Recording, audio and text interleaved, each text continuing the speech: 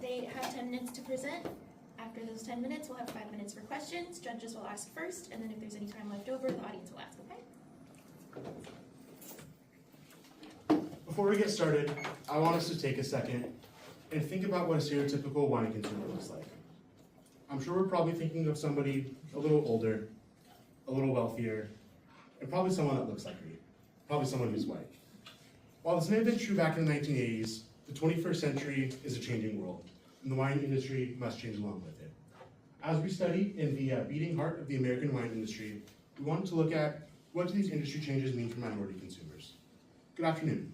My name is Tavis Brown. I'm Mackenzie Willis. And today, we're representing Sonoma State University's Great Expectations Research Lab, and this is Minority Report. To get started, we'll look at the background of our research.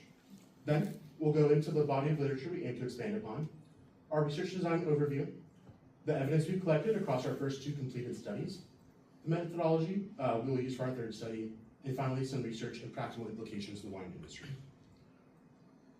First, let's get some context. Wine is often treated as a staple luxury good that has a homogeneous and well-defined consumer base. However, this view overlooks its symbolic and cultural meaning, especially for consumers from cultures who do not regularly drink wine. As it stands, the wine industry worldwide, particularly in the United States, is in its largest period of structural decline in decades, making expansion into new consumer markets mandatory for the industry's continued survival.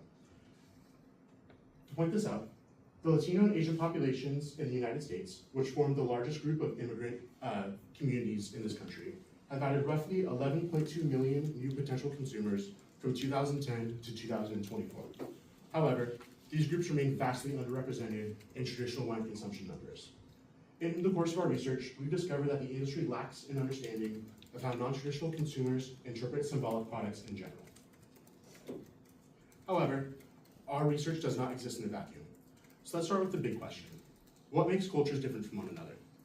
For this, we turn to value orientation theory, which claims that every society that's ever existed in human history has had to overcome the same universal set of dilemmas and questions regarding both their role and place within the universe. As this has developed, this has allowed these societies to develop unique systems of ascribing value, both to goods and to other cultures. And this has led to the formation of social in-groups, which us humans tend to use to form the basis of both our community and our individual identities. However, that's very broad. So what's that look like in this market setting? Basically, our social identities shape how we view products, as especially high symbolism products shape how products is viewed far beyond its practical or utility metrics. However, this group identification gets upended when an individual is placed into a culture that's unfamiliar to them, particularly through immigration. However, the acculturation process, or the process by which individuals adapt to a host culture, pushes these individuals into consumption patterns that they would not experience otherwise. What this means is that product symbolism is not fixed. It's culturally negotiated constantly through the acculturation process as it takes into account the cultural context that it's placed in. This leads us to our study design. We discovered that there is not a lot of research about this topic. So we first wanted to ask the question, are there differences in how different ethnic groups view wine as a product? And through our first study, we found that the answer is yes. However, we wanted to dig a little deeper and look at the why of this. This leads us to our second study, where we directly examine Asian and Latino immigrant consumers and how both their acculturation level and ethnic identity shape how they view products. This gave us a correlational relationship. However, we wanted to dig even deeper than that and both validate these results and look at what causes this, which leads us to our planned study 3, our experiment, which we use a 2x2 between subject experiment targeted at manipulating both a product and a symbolic frame. And I'll discuss this a little more in depth later. But for now, I'll hand this to Mackenzie to discuss our findings in a little greater detail. Thank you, Thomas. First off, we believe that different ethnic groups view wine differently. So someone who is Latino, say, will have a different relationship with wine compared to someone who's African American, compared to somebody who's white, and so on. We also believe that wine perceptions differ among different ethnic groups. So, or stronger ethnic identity meaning how heavily someone identifies with their original or heritage culture leads to a less favorable perception of wine. And we also wanted to look at how value involvement, or why someone cares about something, how this bridges the relationship between ethnic identity and wine consumption.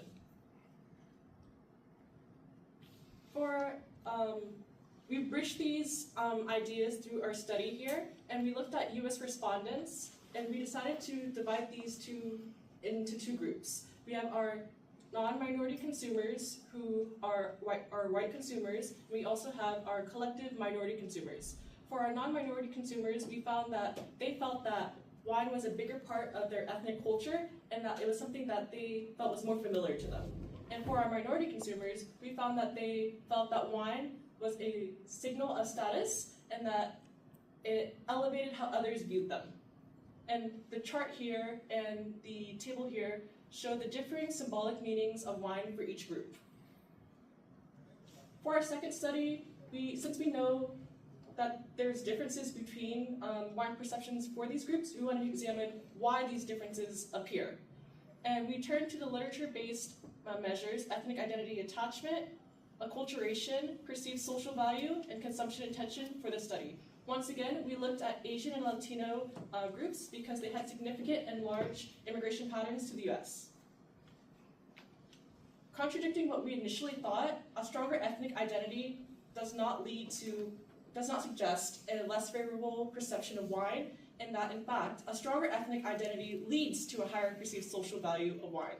We also found that emotional value was a driver of consumption, meaning that the emotional connection a person associates with wine, so like how much they love or how much they desire wine, will lead them to be more inclined to consume wine as a product and products like it. We also found that acculturation didn't really have a strong moderation or mediation effect, and that it didn't really bridge the relationship between ethnic identity and wine consumption. So just to summarize everything, identity shapes how wine is interpreted and the perceived social value of wine, not whether it is consumed. To better aid in our analysis, we turned to the berry acculturation profiles, which categorize how individuals, how they adapt to new cultures. And so these are 4 distinct profiles: separation, integration, marginalization, and assimilation. We use the berry acculturation profiles to create these quadrants here based on heritage maintenance and US acculturation level. What we found was that Latinos tended to have a stronger ethnic identity compared to their Asian counterparts, and that they were less likely to assimilate or adapt to like a host culture. And that on the flip side, Asians stress less importance on their ethnic identity, and instead less importance on their ethnic identity regardless of whether or not they had low American adoption or high American adoption. And the relationships between ethnic identity, perceived social value, self-identity as a wine drinker, and purchase intention are supported by our findings. And just to summarize everything, the value and meaning of wine is a big, important factor into understanding the consumption habits of these groups. And I'll turn it back to Tavis. Thank you, Mackenzie. This is going to be a little more about our planned experiment, or what we're calling Study 3. As I mentioned, this is to both validate our results from our Study 2 and to examine the causality of these relationships. We'll be using a 2x2 between subject experiment, targeting roughly 600 Asian and Latino immigrant consumers. We'll have 2 primary manipulations in this model. First being the product, wine, which is a symbolically loaded product, versus beer, which is symbolically neutral. And secondly, we'll be shaping how that product is framed in the questionnaire. A symbolic framing, emphasizing cultural capital and more of what it means socially to consume a product, and a functional aspect, which will emphasize matters of taste, preference, etc. And what this allows us to do is isolate whether or not these relationships are stronger for more culturally relevant products, and if it gets amplified through the acculturation process. Finally, I'll just recap our implications. First, our research reframes the traditional symbolic consumption model by saying that product symbolism is not fixed.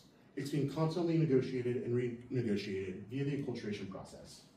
Second, ethnic identity does not suppress purchase intention, as we previously believed, and instead it serves to amplify symbolic sensitivity to unfamiliar products.